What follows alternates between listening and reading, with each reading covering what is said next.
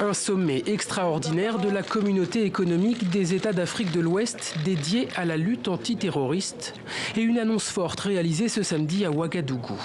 Nous avons décidé au niveau de la CEDEAO de contribuer à hauteur d'1 milliard de dollars au financement des forces conjointes et au renforcement des capacités opérationnelles et de renseignement. Une annonce qui fait directement écho à celle réalisée voilà 3 semaines en marge du G7 de Biarritz. Aux côtés du président burkinabé, ses homologues français et allemands présentaient alors une nouvelle initiative sécuritaire pour le Sahel. Elle permet de réengager dans l'aspect sécuritaire les membres de la CEDEAO, c'est-à-dire en particulier tous les pays du Golfe de Guinée qui aujourd'hui étaient hors du G5 Sahel, Côte d'Ivoire, Ghana, Sénégal, etc.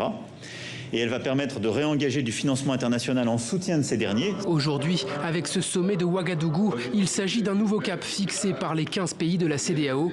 Pour l'occasion, la Mauritanie et le Tchad ont d'ailleurs été invités, des États qui ne font pas partie de la communauté mais qui sont membres du G5 Sahel, ce qui pousse les observateurs à s'interroger sur l'avenir de la force antiterroriste conjointe.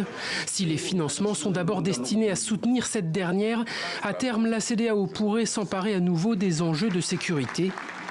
Il faut se rappeler qu'en 2012 et 2013, elle avait déjà tenté de mettre sur pied la MISMA, la mission internationale de soutien au Mali, pays alors en proie aux djihadistes. Une mission soutenue par la France et l'ONU.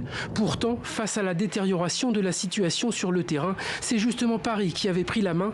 Et en juillet 2013, la MISMA passait quant à elle le relais à la mission onusienne, la MINUSMA cette fois. Depuis lors, les experts notent que la CEDEAO était quelque peu tenue à l'écart de ce dossier sécuritaire.